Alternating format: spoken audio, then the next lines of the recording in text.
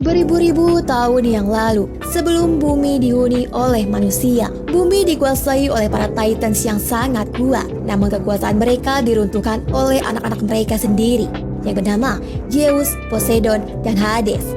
Zeus meyakinkan saudaranya Hades untuk menciptakan monster yang sangat kuat untuk dapat mengalahkan orang tua mereka. Dengan diambil bagian tubuhnya sendiri, Hades menciptakan seekor monster yang disebut Kraken. Setelah berhasil merebut bumi dari kekuasaan Titans, Zeus kemudian menjadi raja langit, Poseidon menjadi raja lautan, dan Hades tertipu oleh Zeus. Justru hanya menguasai dunia underworld yang penuh kegelapan dan kesengsaraan. Singkat cerita, Zeus menciptakan umat manusia, dan doa-doa dari manusialah yang menjadi sumber kekuatan untuk para dewa.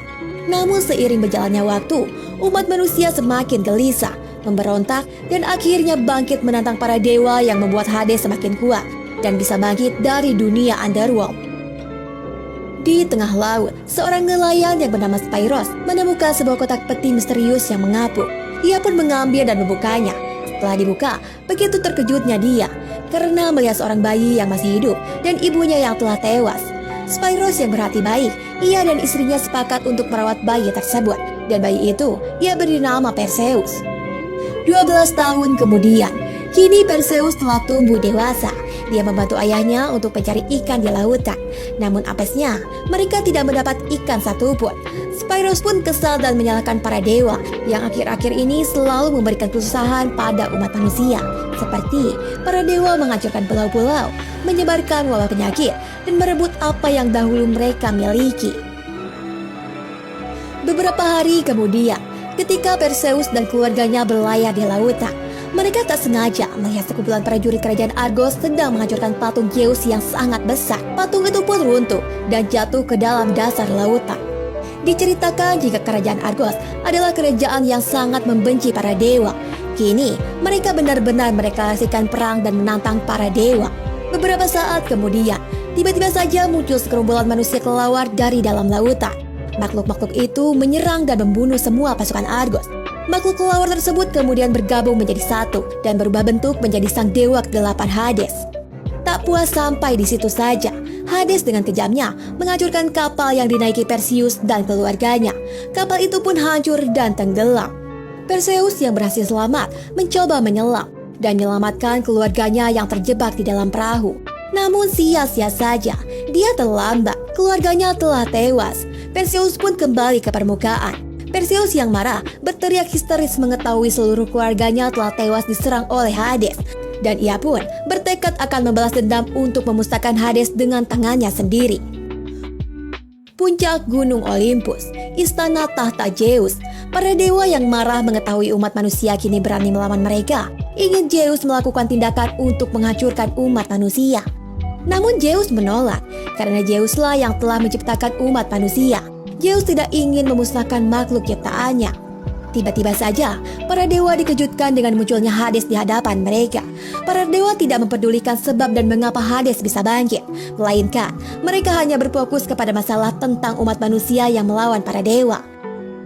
Hades pun memiliki rencana untuk muncul di antara umat manusia dan menebar ketakutan agar umat manusia bisa kembali tunduk dan hormat kepada para dewa. Sempat terjadi perdebatan. Namun Zeus yang tidak punya pilihan lain akhirnya menyetujui adiknya Hades untuk meneror umat manusia. Tanpa Zeus sadari, Hades telah menyusun rencana jahat untuk merebut tahtanya. Di sisi lain, Perseus diselamatkan oleh pasukan Argos yang sedang berpatroli. Karena Perseus adalah satu-satunya orang yang selamat. Setelah peristiwa penghancuran patung Zeus, mereka pun menahan Perseus dan membawa masuk ke dalam istana Argos. Di dalam istana Argos, Raja Cepheus dan Ratu Cassiopeia yang memimpin kerajaan Argos dengan bahagianya merayakan pesta atas hancurnya patung Zeus. Andromeda adalah putri tunggal Raja Cepheus dan Ratu Cassiopeia.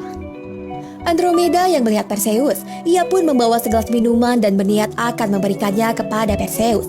Namun pengawalnya yang bernama Draco malah memukul Perseus. Andromeda kesal dan menyebut apa yang dilakukan ayahnya sudah terlalu berlebihan.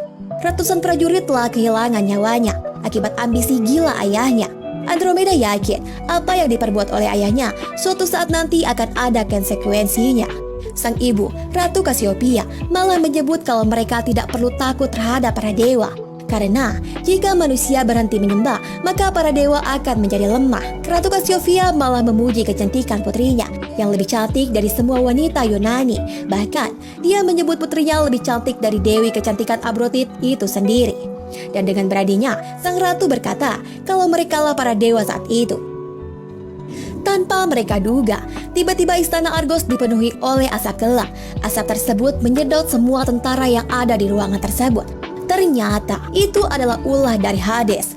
Perseus yang marah mencoba menyerang Hades, namun dia malah terlempar dan tak berdaya. Perseus tak pantang menyerah. Ia meraih sebuah pedang hendak melawan Hades. Namun sayangnya, ia malah dicegah oleh seorang wanita misterius. Di sisi lain, Hades mendekati sang ratu Cassiopeia dan mengutuknya menjadi buruk rupa. Hades berkata kepada semua orang, dalam 10 hari nanti, dia akan melepaskan monster Kraken untuk menghancurkan kerajaan Argos beserta penduduknya.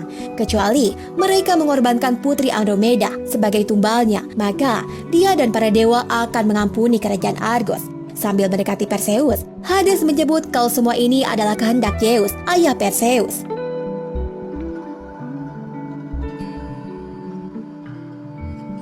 Olympus, istana kerajaan Zeus. Seorang dewa memberitahu Zeus jika ada manusia separuh dewa atau demigod di kerajaan Argos yang bernama Perseus.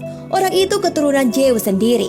Zeus pun kaget mendengarnya, karena Zeus tidak pernah mendengar Perseus berdoa untuknya sekalipun.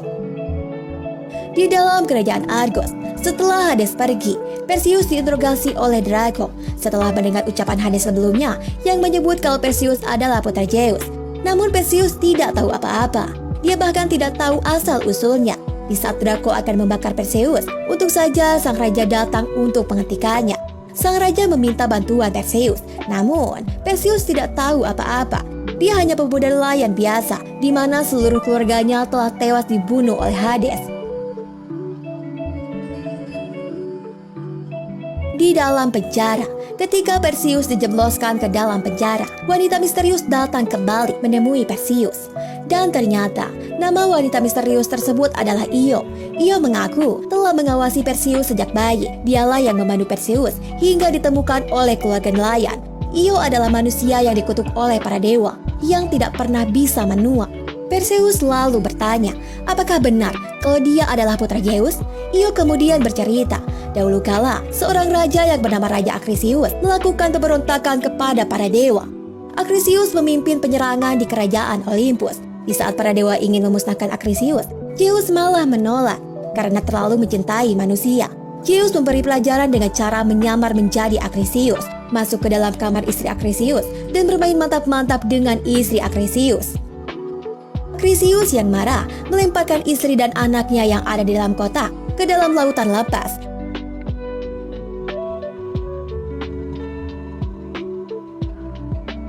Hingga suatu hari, kotak peti tersebut ditemukan oleh keluarga nelayan Spyros. Ibu Perseus meninggal karena dia manusia biasa, namun Perseus berhasil selamat karena dia setengah dewa. Io menyebut kalau Perseus sudah ditakdirkan untuk membunuh Kraken. Perseus lalu menjawab kalau dia tidak peduli dari mana asal-usulnya. Yang jelas, saat ini adalah dia memiliki dendam yang sangat besar kepada Hades yang telah membunuh keluarganya. Io pun menjelaskan, jika Kraken dikalahkan, maka Hades akan menjadi lemah. Saat itulah Perseus bisa membalas dendam kematian keluarganya. Perseus pun bersedia membantu pasukan Argos untuk mengalahkan Kraken. Draco meyakinkan Perseus apakah dia serius ingin membunuh Kraken. Kraken adalah monster buas yang bahkan para dewa pun takut padanya. Perseus lalu menjawab kalau ini adalah urusan pribadinya dan tekad Perseus sudahlah bulat. Pada saat itu juga, mereka pun melakukan perjalanan menuju gunung para penyihir yang maha tahu untuk bisa mencari petunjuk cara mengalahkan Kraken. Tanpa rasa lelah dan putus asa, rombongan Perseus terus berjalan melintasi bukit beberapa hari lamanya menuju gunung tempat penyihir maha tahu berada. Di suatu tempat di bawah tanah, Hades menemui Raja Acrisius yang buruk rupa. Hades mengajaknya bekerja sama untuk menghancurkan Zeus. Hades memberitahu kalau anak Zeus yang sebelumnya ada di rahim istrinya masih hidup hingga saat ini. Anak itu berusaha menghentikan aksi Hades untuk menghancurkan umat manusia karena kekuatan Hades berasal dari ketakutan umat manusia. Saat ia semakin kuat, Hades sendirilah yang akan membunuh Zeus. Akrisius pun bersedia membantu Hades. Tanpa pikir panjang, Hades pun memberi Akrisius sebagian kekuatannya.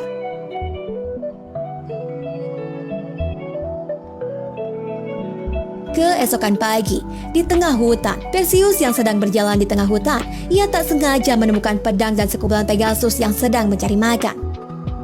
Dan salah satu Pegasus hitam yang tiba-tiba saja mendatangi Perseus, diyakininya sebagai pemberian dari Zeus untuk Perseus. Tanpa pikir panjang, Perseus malah menolaknya dan memberikan pedang itu kepada Draco lalu mengacuhkan Pegasus hitam itu. Perseus bertekad akan berjuang sendiri sebagai manusia biasa, tanpa bantuan dewa sekalipun itu ayahnya sendiri. Di lain sisi, dua orang pasukan Argos yang ikut serta dalam rombongan Perseus tiba-tiba saja diserang oleh Akrisius, hingga terjadilah baku hantam di antara mereka. Akrisius dengan ganesnya menggigit lengan Perseus hingga terluka. Draco dan yang lainnya pun muncul mengepung Akrisius. Untungnya, mereka berhasil memotong lengan Akrisius. Akrisius pun mencoba melarikan diri. Tak sampai di situ saja, Perseus beserta rombongannya berusaha mengejar Akrisius. Namun sayangnya, di saat pengejaran Akrisius, mereka malah dihadang oleh dua ekor monster kalajengking, hingga terjadilah pertarungan sengit antara rombongan Perseus melawan monster kalajengking. Draco berhasil membunuh salah satu monster kalajengking tersebut. Namun berbeda dengan Perseus, ia kewalahan dan mencoba kabur.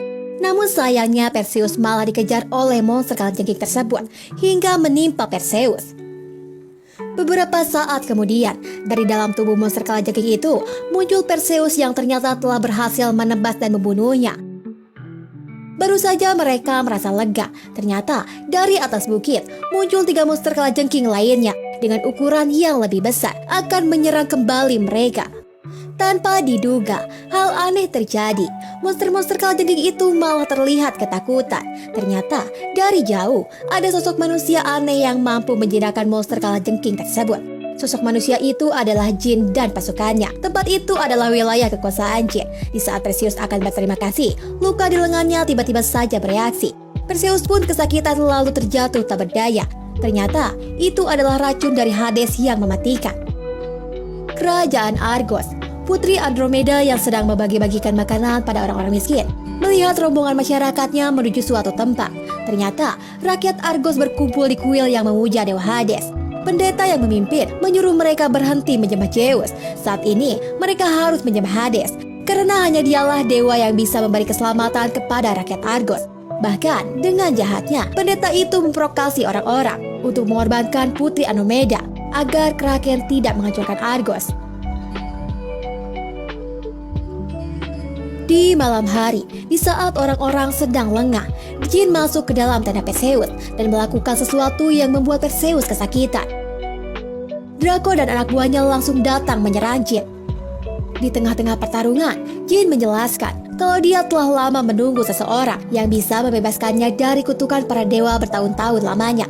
Perseus selalu muncul dan memperlihatkan luka di lengannya yang telah sembuh. Ternyata, Jin berhasil menyembuhkannya. Jin mengungkapkan kalau dia ingin membantu mereka bekerja sama menghancurkan para dewa. Singkat cerita, setelah berhari-hari menempuh perjalanan panjang dan berat, rombongan Perseus akhirnya tiba di lembah Stygia, tempat di mana Kraken mengalahkan para Titans. Mereka pun menaiki gunung tersebut dan menaiki puncak yang berbentuk seperti telapak tangan. Sesampainya di atas puncak, rombongan Perseus dikejutkan dengan kemunculan 3 orang penyihir yang tidak memiliki mata. Ternyata, penyihir tersebut melihat dengan satu bola mata yang dipegang oleh salah satunya. Dengan hebatnya, penyihir Maha Tahu langsung mengetahui asal-usul Perseus, yang merupakan putra Zeus. Tanpa berbasa-basi, Perseus pun lalu bertanya kepada para penyihir, bagaimana caranya mengalahkan Kraken.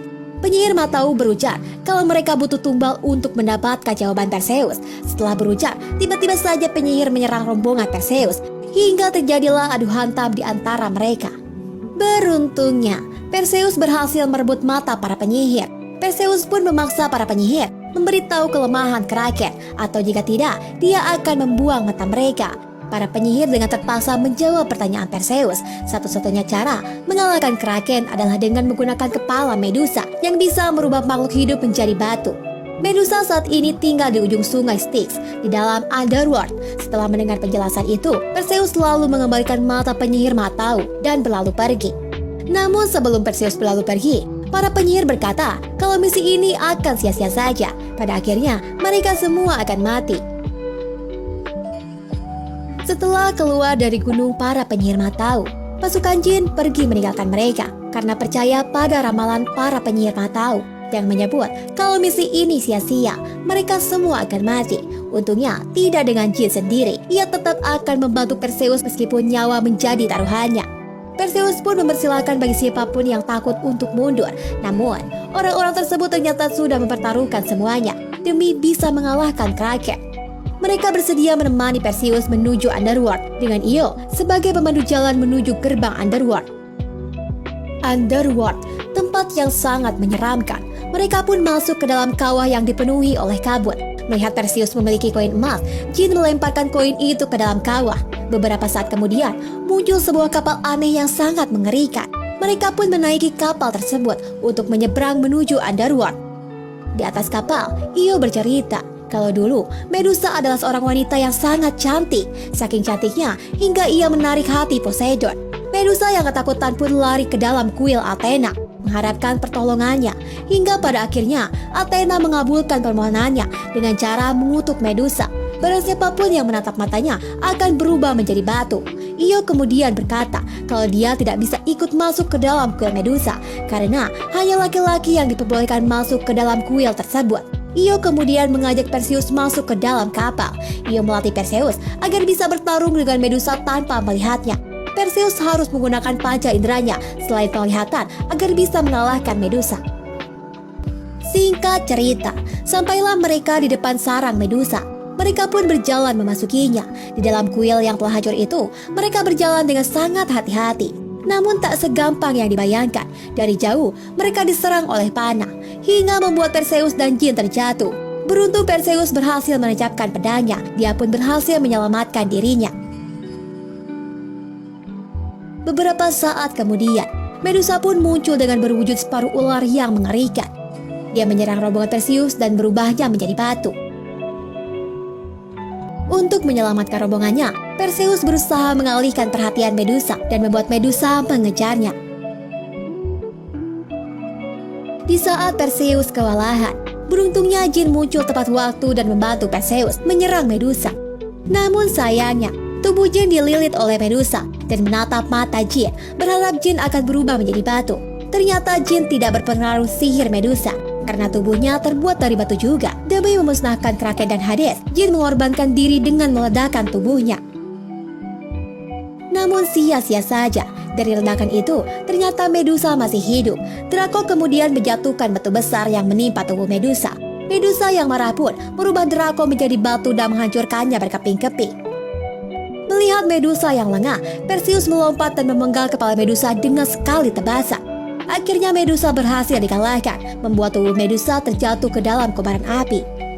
Setelah berhasil mendapatkan kepala Medusa, Perseus pun berlalu pergi untuk pulang ke kerajaan Argos. Namun sayangnya, sesampainya di luar kuil Medusa, Perseus melihat Io ditusuk oleh Acrisius. Perseus yang marah lalu mengejar Acrisius, hingga terjadilah adu hantam di antara mereka. Perseus yang kehilangan pedangnya terpaksa menggunakan pedang pemberian Zeus. Dengan pedang itu, kekuatan Perseus menjadi berlipat ganda. Dengan mudah dia berhasil menusuk tubuh Acrisius. Perlahan-lahan, tubuh Acrisius berubah menjadi seperti manusia biasa. Acrisius selalu berkata kalau dia berterima kasih pada Perseus karena telah menghapus kutukan Zeus di dalam tubuhnya. Acrisius pun tewas. Setelah berhasil membunuh Acrisius, Perseus pun bergegas kembali menemui Io yang sekarang. Io menyuruh Perseus segera pergi ke Argos karena sebentar lagi Kraken akan dilepaskan. Perseus bersikeras tidak ingin meninggalkan Io sendirian. Namun Io menjelaskan kalau semua akan baik-baik saja. Tiba-tiba tubuh Io berubah menjadi asap bercahaya dan terbang menghilang. Beberapa saat kemudian, datang Pegasus hitam menjemput Perseus, mengantarnya untuk pulang ke kerajaan Argos. Olympus, Hades menemui Zeus, meminta izin untuk melepaskan Kraken. Zeus yang sebelumnya telah berjanji, terpaksa menuruti kemauan Hades untuk membebaskan Kraken. Kraken pun akhirnya dibebaskan dari dasar lautan.